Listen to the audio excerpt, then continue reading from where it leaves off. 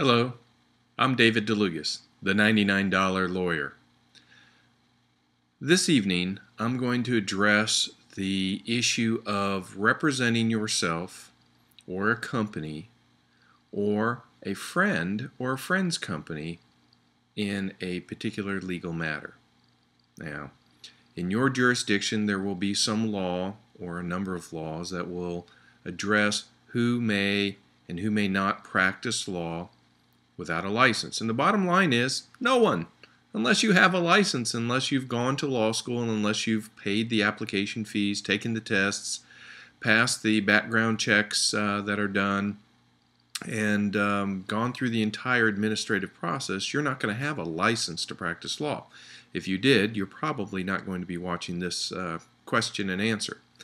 But often in the courtroom, there will be someone who stands up and says, I'm here on behalf of that person or that company, because the judge will have called the calendar, will have said, John Jones versus ABC Company, Inc. And somebody will stand up and say I'm here on behalf of ABC Company, Inc. And the question then is, are you an attorney? No, I'm not. I'm the general manager of the company. Well, or I'm even the president of the company, or I'm the sole owner of the company.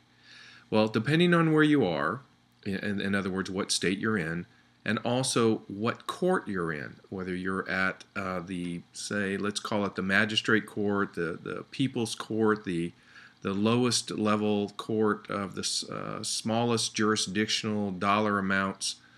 In some jurisdictions, you may be permitted to represent a company where you are the owner or one of the owners, or where you are one of the officers. Generally not just an employee, say a general manager cannot do it. There may be an exception that allows you to do that. You need to check, because perhaps territorial protective lawyers have caused the passage of laws in most every state that says individuals may represent themselves, that's a constitutional right, but companies must have an attorney at law representing them, because no other person is allowed to represent a company, because the company can't represent itself. It's a corporate fiction, if you will, a legal fiction.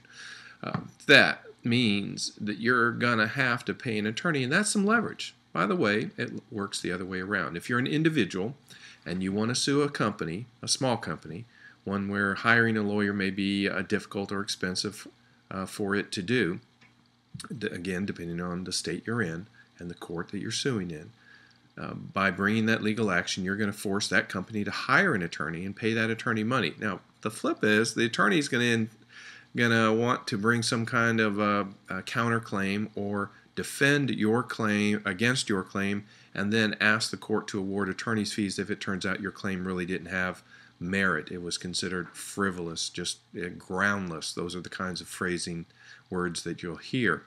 So the point I'm trying to make here is don't show up and say, I'm here on behalf of my mother, or I'm here because my sister couldn't make it here today and I'm representing my sister. I'm going to speak on behalf of my sister. I have a power of attorney, you might even tell the judge. Well, I'm going to suggest to you that you need to research this thoroughly before you show up, because more likely than not, what will happen is the judge will say, ma'am or sir, you're not an attorney. You cannot represent someone other than yourself. So since your sister isn't here, your mother isn't here, or the company that is a party to this lawsuit is not being represented by an attorney, that means there's no appearance. And because there's no appearance on behalf of that party in this matter before me, I'm going to enter a default judgment. I'm going to rule against the person or the company that's not there, officially not there, and I'm going to rule against them on this pending motion. So in other words, your rights, or the rights of the individual or the rights of a company, can be severely affected by failing to make a proper appearance through an attorney or someone authorized by law to be in the courtroom and represent the company or the individual. So power of attorney or not, the fact that you're related just won't work, so be careful. I was in court very recently where a gentleman stood up and answered the judge's call of the calendar, saying he was there on behalf of his friend who was unable to make it.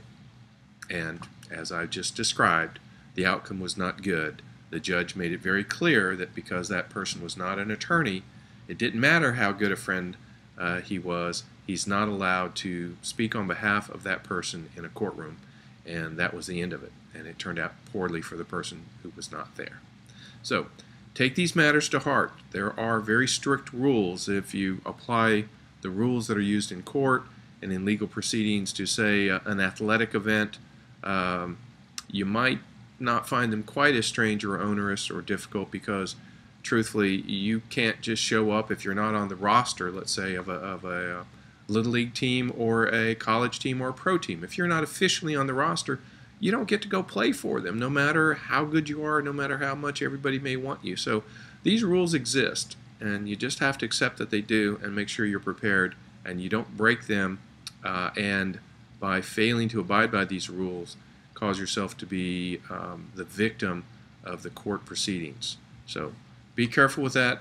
If you'd like to ask a specific question or take a look at where your case is or your claim is, or somebody is coming after you, consider booking a session with me, the $99 Lawyer. I'd be happy to give you direction, coaching, and some suggestions as to how you might approach a situation.